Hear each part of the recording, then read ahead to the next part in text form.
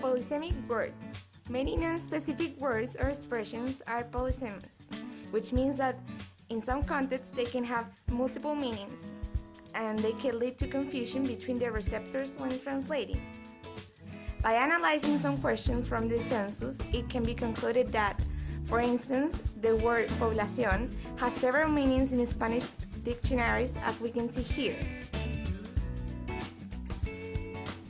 However, in the questionnaire, it was correctly translated as a second meaning, all the inhabitants of a particular place. Colloquial expressions. Colloquial expressions tend to be difficult to translate, as these expressions usually do not have an equivalent in the target language. The expressions may vary depending on the country and the corresponding culture.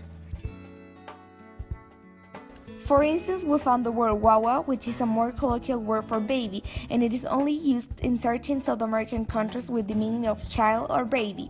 Since it's a colloquial expression, it doesn't have an accurate equivalent. Therefore, it was translated correctly by using the word baby, since in English, there's no synonym as in South America. Word order is a highly relevant aspect regarding translation, since it is inherent to the culture of each language and they cannot be modified. Otherwise, they may confuse the reader. For instance, patterns such as on and off, high and low, and back and forth. In these cases, the translator should adapt the phrases to the target language in order to sound natural in it. An example of this can be found in question number 7 of the survey. What is your relationship with the head of household? In which the female is named after the male. The same pattern occurs in both languages. Lexical repetition is a pattern that helps in the cohesion of texts.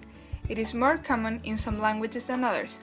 For instance, English usually repeats words in the same sentence or paragraph. Spanish, on the other hand, avoids repetition in order to contribute to linguistic economy. An example of this contrast between Spanish and English can be observed in the question 6b.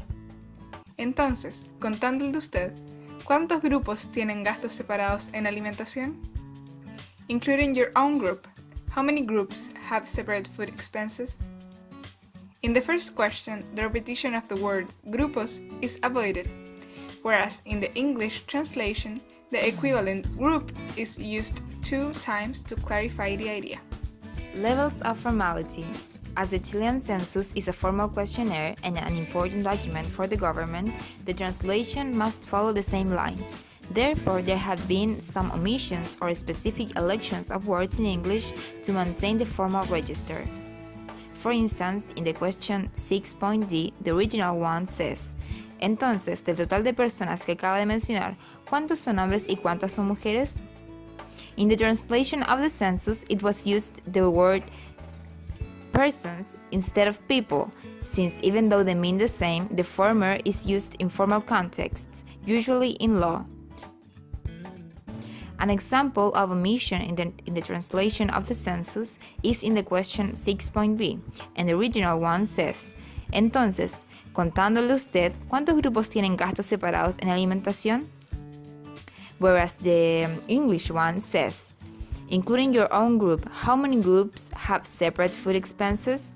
In this translation, as mentioned before, there was an omission of the word entonces in order to make the text more formal, since if we add so, the question would be too colloquial. False friends are words with shared historical roots which, in some moment in history, began to have different meanings depending on the language.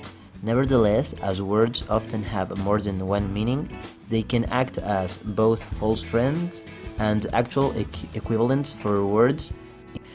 On the instructions, the form uses the word accentuate as an equivalent for acentuar. However, accentuate means to highlight or emphasize. A more suitable expression is to put a stress mark. Created using Powtoon.